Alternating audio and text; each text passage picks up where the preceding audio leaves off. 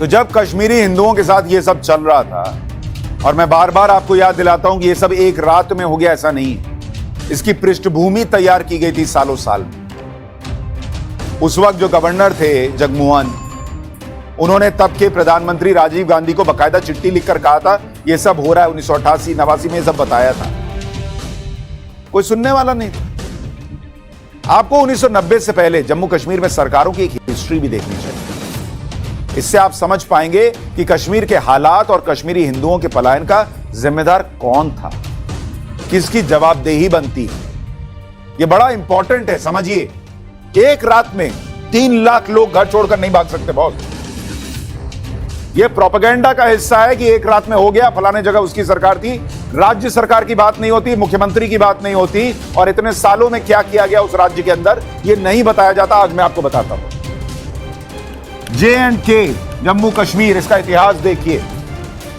1948 से लेकर 1964 तक वहां किसकी सरकार रही? नेशनल कॉन्फ्रेंस की सरकार रही। नेशनल कॉन्फ्रेंस इनकी सरकार रही इतने लंबे समय तक। 1964 से 1975 तक 11 साल जम्मू कश्मीर में किसकी सरकार रही? कांग्रेस पार्टी की सरकार रही। उसके बाद 1975 से 1982 तक, 1982 तक किसकी सरकार रही? नेशनल कॉन्फ्रेंस, एनसी, इसकी सरकार रही। शेख अब्दुल्ला सीएम थे। 1982 से 1984 तक किसकी सरकार रही जम्मू कश्मीर? National conference. और मुख्यमंत्री कौन थे? फारूक अब्दुल्ला थे। 1984 से 1986 तक Awami national conference, ANC, Awami national conference, यह कांग्रेस के समर्थन से सरकार चल रही थी। गुलाम मोहम्मद शाह मुख्यमंत्री बनाए गए। और फिर 1986 से 1990 तक राज्य के अंदर नेशनल कॉन्फ्रेंस की सरकार थी और फारूक अब्दुल्ला मुख्यमंत्री। अब आप सोचिए, और ये जो 1986 से 1990 की सरकार थी, इसमें समर्थन था कांग्रेस का, समर्थन था। अब मुझे आप बताइए, आजादी के बाद से लेकर 1990 जब तक वहां से कश्मीरी हिंदू निकले, नेशनल कॉन्फ्रेंस या कांग्रेस, इसकी ही सरकार रही। इनकी कोई जिम्मेदारी नहीं है कि आपके राज्य में कैसे माहौल बिगड़ते चले गए।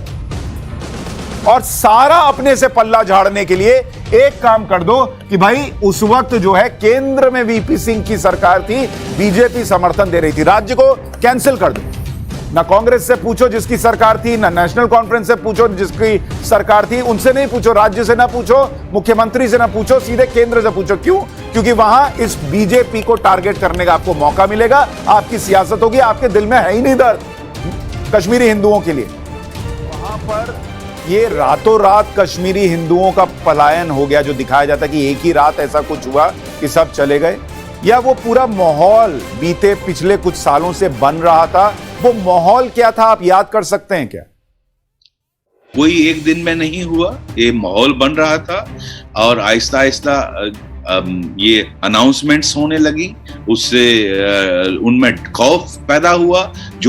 जो इम्पोर्टेंट कश्मीरी पंडित लोग हाई पोजीशन में थे, जैसे ऑल इंडिया रेडियो के डायरेक्टर थे, एक जज थे, एक जनरल मैनेजर थे हिंदुस्तान HMT के, एक वाइस रजिस्ट्रार थे यूनिवर्सिटी के, जो इम्पोर्टेंट लोग थे, उनको ब्रूटली मारा गया। जैसे मैं उस लेडी के बारे में बता रहा था, जब इतने ब्रूटल हो और उसमें फिर आपको लाउड स्पीकर्स में अनाउंसमेंट हो कि आप यहाँ से या तो ये कन्वर्ट करें या यहाँ से पलायन करें, और इन लेडीज को छोड़ जाइए। तो जब ये ऐसा माहौल हो तो फिर एक डर का माहौल पैदा होता है, उसमें वो minority community naturally insecurity feel करती थी। तो एक ऐसा माहौल बनाया गया जिसमें जो हमारे मेजॉरिटी कम्युनिटी के लोग थे उसमें साइलेंट रहना उनकी मैं समझता हूँ उनको इसके खिलाफ उठना चाहिए था, लेकिन हम सब इसमें पर सर जो फारूक अब्दुल्ला सरकार थी सर वहां पर, और 86 से 90 तक फारूक अब्दुल्ला मुख्यमंत्री थे, कांग्रेस के समर्थन से सरकार चल रही थी। मुख्यमंत्री क्या कर रहे थे? मुख्यमंत्री ने क्या किया इन चीजों को रोकने? मैं वही कह रहा हूँ, ये भारत के लोग जज करेंगे कि ये सारे डिसीजंस जो पॉलिटिकल एग्जीक्यूटिव ले रही थी ये क्या देश के लिए थे या कुछ और, इनका क्या ये देश की भलाई के लिए थे या क्या मकसद।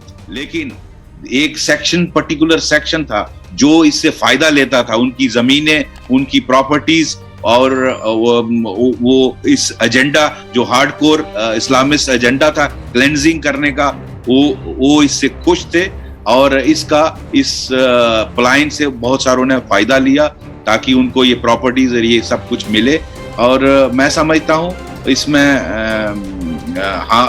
हमारी साइलेंस जो कुछ लोगों की रही वो उससे आईएसआई का एजेंडा पूरा करने में जो मेजॉरिटी कम्युनिटी साइलेंट रही, उसमें इस साइलेंस में एक बहुत बड़ी वो एक जुर्म जो क्राइम हो रहा था उसको हमने होने दिया।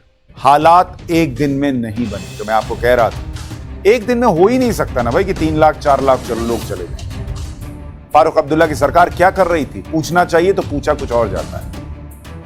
कश्मीर के 2 चुनावों पर भी आपको ध्यान देना चाहिए जिसमें कांग्रेस की राजनीति का बड़ा खेल हुआ, जिसकी वजह से कश्मीर में हालात और बिगड़ गए। ये चुनाव थे 1983 और 1987 के जम्मू कश्मीर के विधानसभा चुनाव। 1983 के चुनाव में फारूक अब्दुल्ला की अगुवाई वाला नेशनल कॉन्फ्रेंस सत्ता में आया। 1983 उसने 46 सीट जीती, कांग्रेस को 26 सीट मिली। दोनों एक दूसरे के खिलाफ लड़ रहे थे, ये ध्यान रखिएगा। 1 साल के अंदर ही कांग्रेस ने नेशनल कॉन्फ्रेंस को तोड़ दिया और गुलाम मोहम्मद शाह के नेतृत्व वाले गुट को समर्थन देकर उन्हें 1984 में मुख्यमंत्री बना दिया। अब वो 1986 तक मुख्यमंत्री रहे। इसी बीच 1986 में कांग्रेस की केंद्र सरकार ने जम्मू कश्मीर में राष्ट्रपति शासन लगा दिया, विधानसभा भंग कर दी। इसके बाद 1987 में विधानसभा चुनाव हुए।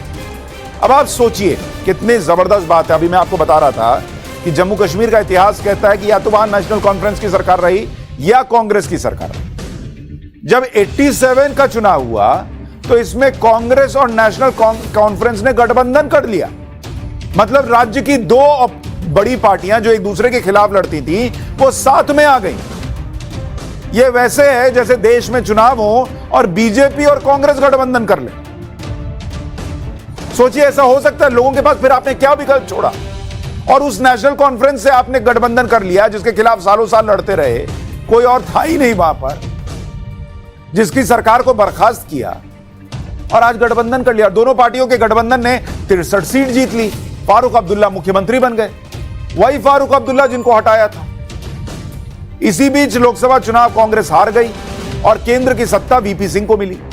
कश्मीरी हिंदुओं के पलायन और भयानक हालात के बीच कश्मीर में राष्ट्रपति शासन लगा दिया गया और फारूक अब्दुल्ला ने इस्तीफा दिया। लेकिन आप सोचिए, जिस राज्य में इतना कुछ भयानक घट रहा था, वहां 2 पार्टियां, नेशनल कॉन्फ्रेंस और कांग्रेस, सिर्फ और सिर्फ सत्ता के लिए एक दूसरे के साथ जो कर रही थी वो जनता के साथ खिलवाड़ नहीं था तो क्या था? यानी ऐसा नहीं कि कश्मीरी हिंदुओं को घाटी से भगाने की साजिश रातों रात बनी। इसके लिए सालों से डर के माहौल की जमीन तैयार की जा रही थी। इस साजिश को राजनीतिक गलतियों ने और मजबूती दी और इसका एक और बड़ा उदाहरण आपको बताता हूं। 1972 में जम्मू कश्मीर के विधानसभा चुनाव में कांग्रेस को जबरदस्त सीटें मिली। कांग्रेस के नेता मीर कासिम राज्य के मुख्यमंत्री बने। बहुत ध्यान से सुनिए। तब जनमत संग्रह की जिद छोड़ने के नाम पर, उसकी शर्त पर और कांग्रेस का समर्थन करने की शर्त पर इंदिरा गांधी ने शेख अब्दुल्ला को जेल से निकालकर सीधे राज्य का मुख्यमंत्री नियुक्त कर दिया। जो पार्टी खत्म, जिसका व्यक्ति जेल में, उसको निकाला और मुख्यमंत्री बना दिया। यह फैसला चौंकाने वाला था। उस वक्त शेख अब्दुल्ला की पार्टी नेशनल कॉन्फ्रेंस का राज्य में एक भी विधायक नहीं था। कांग्रेस ने विधान परिषद से अपने 2 सदस्यों का इस्तीफा दिलाकर शेख अब्दुल्ला और उनके सहयोगी को विधान परिषद भेज दिया, क्योंकि मुख्यमंत्री की कुर्सी पर रहना था तो कहीं का सदस्य तो बनना पड़ेगा। शेख अब्दुल्ला पर मेहरबानियों के बदले कांग्रेस को धोखा मिला। सत्ता संभालने के कुछ ही महीनों में कांग्रेस के कई नेता नेशनल कॉन्फ्रेंस में शामिल हो गए। कांग्रेस ने समर्थन वापस लेकर शेख अब्दुल्ला की सरकार गिरा दी। राज्य में राज्यपाल शासन लगा दिया गया। फिर चुनाव हुए तो शेख अब्दुल्ला की पार्टी को 47 सीट आई। तो जो शख्स 20 साल से जेल में था, जिसका कोई विधायक नहीं था, चुनाव में नहीं जीता था, उसे कांग्रेस ने बैठे बिठाए सरकार और आधार दोनों दे दिया। यह सियासी ब्लंडर से ज्यादा उस राज्य के साथ और देश के साथ खिलवाड़ था।